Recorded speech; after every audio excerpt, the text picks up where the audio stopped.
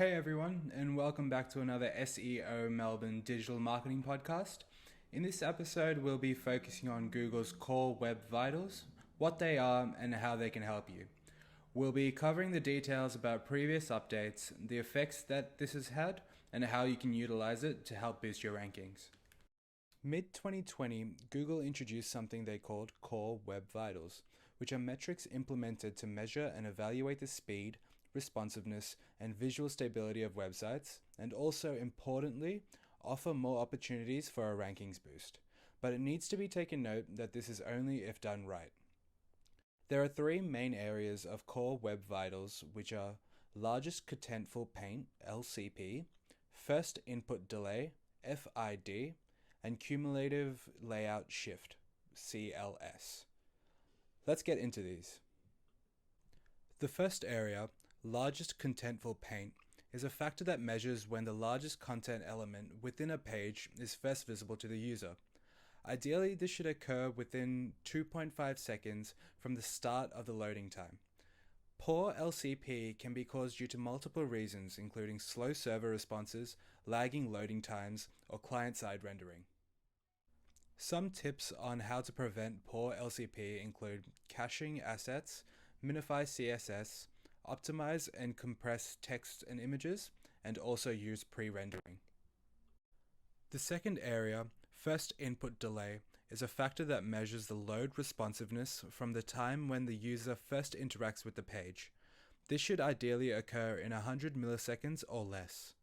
Poor FID can be caused by heavy JavaScript bundles, render blocking resources, and long JavaScript execution.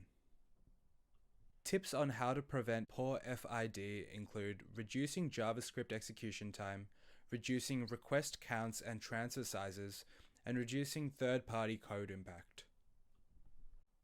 The third and final factor, cumulative layout shift, is a factor that measures the largest burst of layout shift that occurs during the lifespan of the page. An ideal CLS score is of 0.1 or less.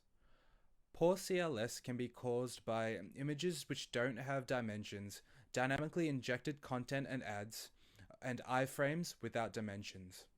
Tips on how to prevent poor CLS include ensuring to assign height and width attributes of images and video elements, setting up dimensions on ads, and improving HTTP response and elements synchronization. There are a few times throughout the year that Google implements updates to its core algorithm, which is their way of ensuring that websites are keeping up to date with growing user expectations and are performing appropriately. Generally speaking, this is a massive change that not only affects the experience of the users, but also keeps SEO specialists on their toes, as it can significantly affect the search engine results page. The new update that rolled out throughout June 2021 not only focuses on LCP, FID, and CLS, but also mobile friendliness, HTTPS, and that there are no intrusive interstitials. Mobile friendliness refers to ensuring your website can be viewed and interacted with on a mobile device easily. This is becoming more and more significant as upwards of 94% of people with smartphones search for local information on their phone, and surprisingly, 77% of mobile searches occur at home or at work, where a desktop computer is likely to be present already. HTTPS refers to the security of the web pages and ensuring that the website is protected by a Secure Sockets Layer certificate, also known as a SSL. This certificate shows that the website is safe to use by utilizing encryption algorithms that scramble data, which essentially prevents hackers from reading it as it is sent over the connection. If a website has a SSL certification, a padlock icon can be observed beside the website URL. If the website does not have an SSL certification, this can cause browsers to show warning signs when a connection is not secure, such as a red padlock, a padlock which is not closed, a line going through the website's address, or a warning triangle on top of the padlock emblem. So for example, if we go onto SEO Melbourne's homepage, and you look here beside the URL, a website that has the SSL certification will show a padlock icon beside the website URL. No intrusive interstitials refers to intrusive pop-up ads that may cover up most, if not all, the page on mobile devices, which would result in difficulty for users to navigate through the page. The following are examples of intrusive pop-ups that would cause content to be less accessible and not favorable by Google. However, there are exceptions for this, such as if the pop-up is due to a legal obligation, such as cookie usage, or if there is a banner visible that uses a reasonable amount of space and is easily dismissible. Another exception that Google does allow is if the pop-up is for age verification, which can be seen through various examples, including alcohol-based websites. Here's an example of a Victorian winery, Brown Brothers, and when you enter their website, they ask for verification immediately, as you can see. So why refer to Core Web Vitals? Well, first of all, it considers the web page's overall UX by giving page experience scores.